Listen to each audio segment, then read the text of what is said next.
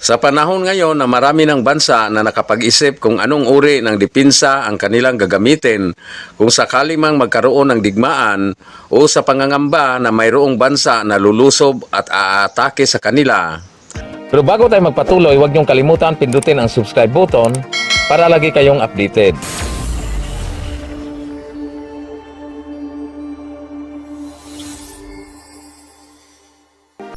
Dahil sa panahon ngayon na moderno na ang mga kagamitan, pati na ang mga armas pangdigma ay moderno na at high-tech na rin, at sa pangangamba na baka sisiklab ang gyera o magtangkang lulusob ang kanilang mga kaaway na bansa, ang mga powerful na bansa sa mundo na tinatawag nating superpower gaya ng US, Russia, ang UK at ang Israel ay nagdevelop ng mga armas na kanilang gagamitin o proteksyon laban sa mga ballistic missiles, rockets, mga drone, howitzer, kasama ng mga fighter jets. At dito lumalabas ang tinatawag na laser weapon system. Ang laser weapon system ay ang pinakabagong weapons ngayon na ginagamit for air defense. Ang laser weapon system ay bagay rin ito sa mga bansa na maliit lang ang kanilang military budget at nahirapan sila kumuha ng pundo para pambili ng air defense system. Dahil ang laser weapons ay mura lang ito at mababa ang cost dahil kuryente lang ang ginagamit nito. Dahil kung titingnan natin, napakamahal talaga ng mga missiles. At kung halimbawa pinapaulanan ka ng maraming ballistic missiles ng inyong kalaban, hindi lahat nito ma-intercept, lalo na kung kakaunti lang ang mga missiles interceptors ng isang bansa, gaya halimbawa ng Pilipinas. Ang Pilipinas ay mayroon lamang 2 batteries of Spider surface-to-air missiles. Ito lang ang pang-air defense missiles ng Pilipinas. Ang 2 batteries ng Spider ay may laman na 3 hanggang 6 na missiles firing units.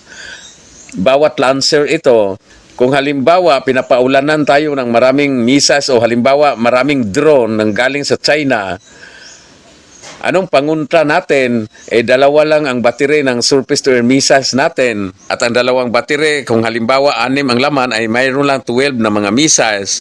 At kung halimbawa mayroon mang reserba, siguro mayroon din another 12. So 24 lang lahat ang missiles ng Pilipinas. So hindi ito sapat o kasya kung halimbawa inatake tayo ng 100 na mga drone o rockets mula sa China. Wala tayong panguntra o pang-intercept. Siguro ang gagawin ko ay kukuha na lang ako ng sako, sasaluin ko na lang ng sako tapos ibinta ko sa shop. Kaya kulang talaga tayo ng pang-air defense at hindi lang ang Pilipinas, kahit ang ibang bansa sa Asia at sa mundo ay kulang rin ng pang-air defense dahil napakamahal ng mga missiles na ginagamit for air defense system. Halimbawa na lang ang Spider Air Defense System ng Pilipinas na galing din ito sa Israel. Ang Spider system ay gumagamit ito ng 2 uri ng mga surface-to-air missiles. Ito ang Phyton 5 at ang Derby missiles. Ang Phyton 5 ay isang advanced within missiles range air-to-air missiles. Ang presyo nito bawat isang unit ay aabot sa $250,000 hanggang $400,000 bawat isang units lang ito. So kung halimbawa ang $400,000 na Phyton, kung i-convert natin ito sa piso, aabot ito sa 24 million. Sa 24 million, kaya mo nang magpatayo ng malaking mansyon ito eh. At kung halimbawa ang gagamitin man ay ang Derby ER missiles, ang presyo nito bawat isa ng Derby ay aabot sa $2.5 million sa isa lang missiles. So ibig sabihin, ang 2.5 million, so aabot ito sa mahigit 150 million piso bawat isang Derby missiles. Siyempre mahal talaga ang Derby missile dahil kung sa manok pa ito, pang Derby ito eh. Isipin nyo, 150 million sa isang missiles lang.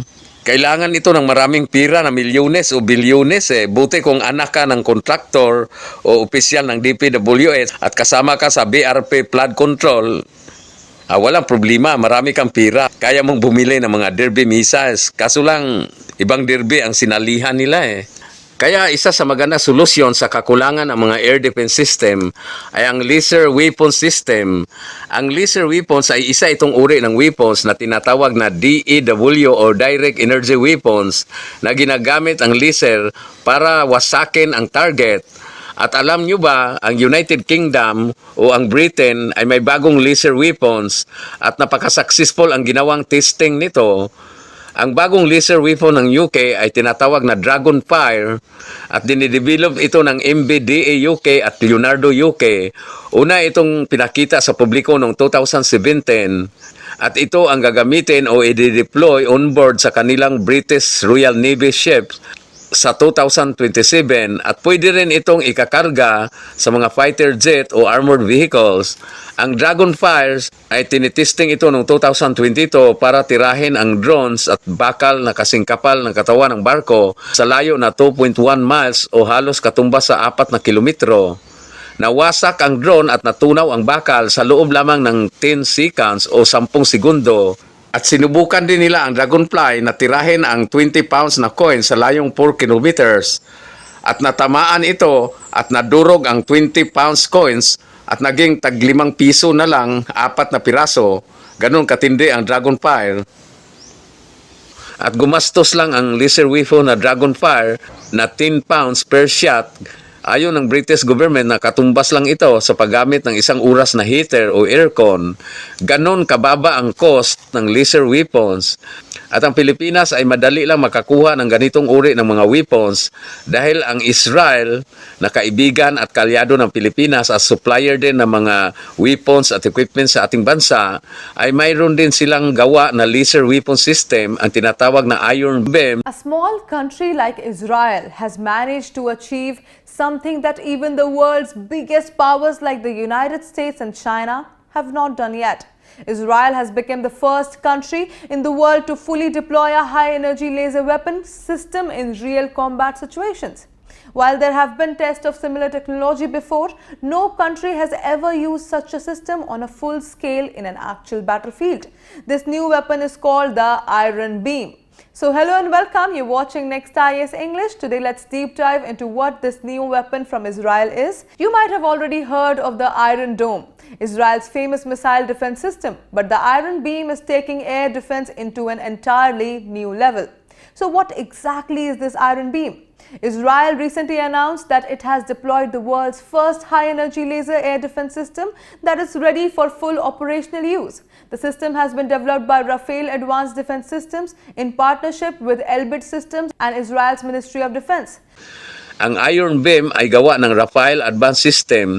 Ito ang pinakaunang high-energy tactical laser weapons na ginagamit for national defense. Ang Iron Beam ay dinidisenyo para wasakin ang mga short-range rockets, artillery, at mga mortar, mga bomba, mga drone sa range na abot hanggang 10 kilometro. At ang ganda pa ng Iron Beam dahil mura lang ang cost nito o gasto. Dahil kuryente At siyempre, unlimited ang power nito, parang unlimited rice dahil kuryente At kung halimbawa wasakin ang isang drone ng kalaban, kailangan lang ng 50 pesos per second, ito lang ang gastos ng kuryente, kaya nila tunawin ang mga drones at mga artillery at mga rockets sa loob lamang ng 5 seconds. So ibig sabihin, gagastos lang ang Pilipinas ng 200 pesos para tunawin ang mga drones at mga rockets. Ganun kababa ang gastos na drones. Kaya bagay na bagay ito sa Pilipinas na hirap maghanap ng pundo pambili ng mga missiles na gagamitin for air defense.